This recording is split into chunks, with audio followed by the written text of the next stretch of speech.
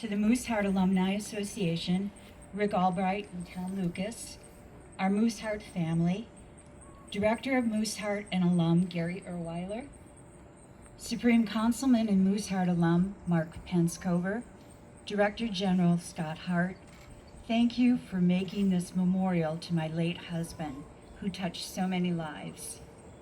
I say Mooseheart family because as a person who didn't grow up at Mooseheart, and marrying at Mooseheart, marrying a Mooseheart grad who spent ages 5 through 7 and then 12 through 18 at Mooseheart, when my husband and I married in 1970, I didn't just marry into a family, I married into a community of deeply connected, bonded brothers and sisters.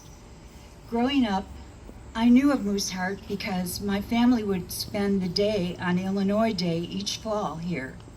But it wasn't until Bob took me to homecoming each year, here at Mooseheart, that I witnessed the true meaning of coming home, as alumni returned to reignite those connected bonds.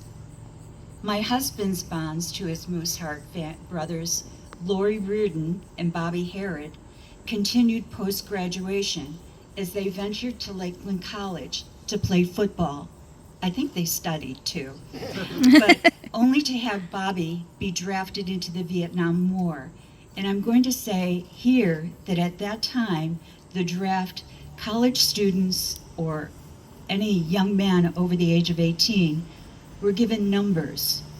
And if your number was called up, you were drafted. And that's what happened to Bobby. So he was drafted after his freshman year into the Vietnam War, only to have Bobby go missing in action. I witnessed an entire Mooseheart community rally its family, wearing MIA bracelets, car bumper stickers, their homes flying MIA flags, never giving up and finding out what happened to their brother. My late husband returned to Mooseheart once again in 1969 after college graduation, at the request of the then Assistant Superintendent Robert Hankey, a Mooseheart alum from the 1930s. Bob was a teacher, a football and wrestling coach, bus driver, even a house parent. Mooseheart in the late 1960s and early 70s was what we call in communication studies a closed system, meaning children didn't venture off campus except for guardians who were allowed to take them out for a day. Bob's passion was in serving the Mooseheart community, especially focusing in on providing children with opportunities to experience society outside of Mooseheart. He started simply, providing high schoolers with Saturday trips to Yorktown Mall, semester positive program trips, which were overnights, celebrating students' academic and community successes, to establishing a state-of-the-art recreation program with a state-of-the-art student center, which housed a concession stand, a bowling alley, game rooms with pinball machines and other arcade games, even a mini amusement park room with rides for the little ones.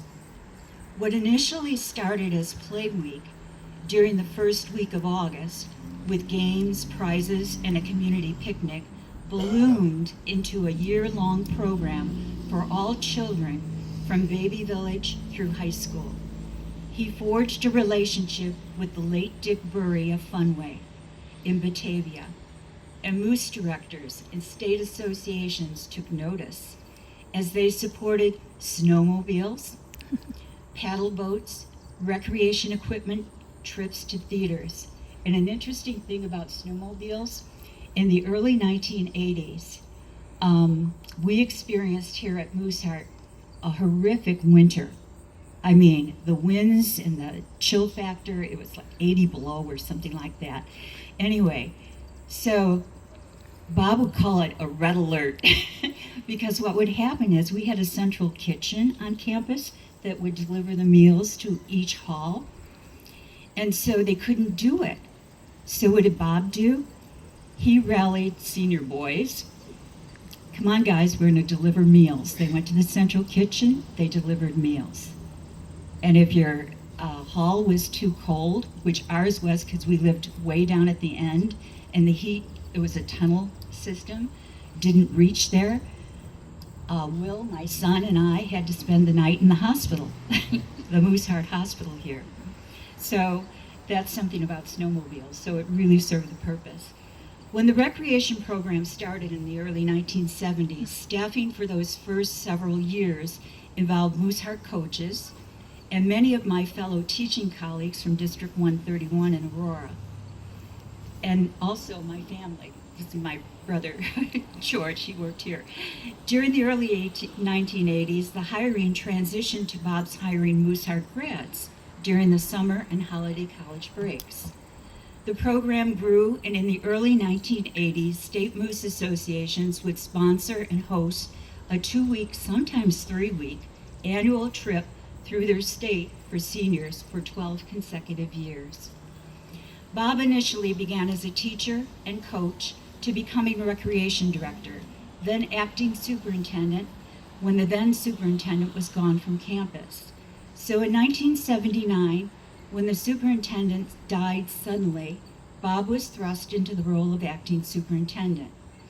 And when the new superintendent took office, Bob was offered assistant superintendent, which he initially turned down. But he was encouraged to take the position when he could still be recreation director. So when a new superintendent took office in 1992, it was understandable to lose that assistant superintendent position, but he felt sucker punched at losing his beloved recreation program. Yet, Bob's passion led him to transition that passion into becoming the Loyal Order of Moose's first curator, sharing its rich history and really ancestry with all who wish to know about this wonderful place, this wonderful fraternity, and more than that, the wonderful relationships whose connections and bonds run deep into our hearts. Thank you, everybody.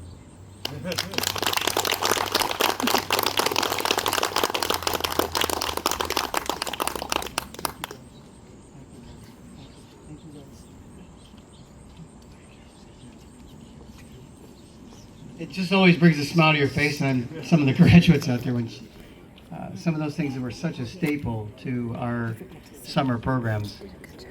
Play week was phenomenal. I don't know what's stopping me from doing that again. I have all the intangibles. I know what was going on. I worked it for Bob, and so maybe that's something we need to do in the summer. But that was a huge thrill around here. And so Bob had a lot of innovative ways. I think the thing I appreciated most is just he found ways for us to get off campus and when we couldn't, or to be right here we had a lot of fun. We really did. So our last speaker today, a gentleman who probably spent some time with Bob when he was Mischief Bob, or what was his nickname? Fats or something like that? Yeah. Skinny and Fats. So Dick was skinny or whatever they called him, right? Slim, that's right. I remember that's what you didn't want to do. You play football in that walking game and hey, Fats, oh boy. You didn't do that. You just kept your mouth shut. But Tom Lucas, everybody.